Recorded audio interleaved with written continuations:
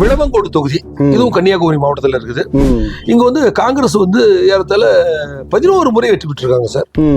அது வந்து விஜயதாரணி இந்த பாஜகவில் போய் இணைஞ்சாங்கல்ல, அவங்க தொடர் வெற்றியாக 3 முறை ஜெயிச்சிருக்காங்க. வாய்ப்பு போயிடுச்சு.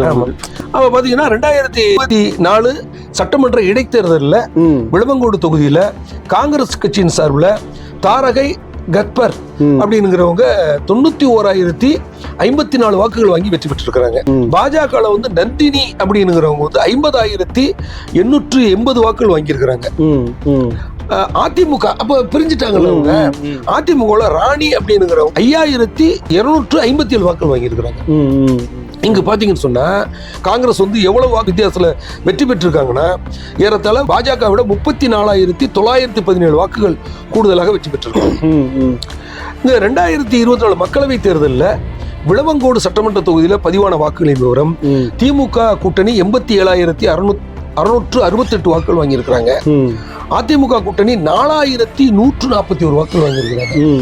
பாஜக கூட்டணி 53,649 வாக்குகள் வாங்கியிருக்கிறாங்க. இங்க அதிமுக பாஜக கூட்டணி வாங்கின வாக்குகளை இணைத்து பார்த்தோம்னா 57,790 வாக்குகள் வருது. மக்களவை தேர்தலில் விளவங்கோடு சட்டமன்ற தொகுதியில திமுக கூட்டணி 29,878 வாக்குகள் வந்து கூடுதல் வாக்குகள் வாங்கியிருக்காங்க. அதனால 2026 சட்டமன்ற தேர்தலில் திமுக கூட்டணிக்கு ஒரு வெற்றி வாய்ப்புள்ள தொகுதியாக இருக்குது.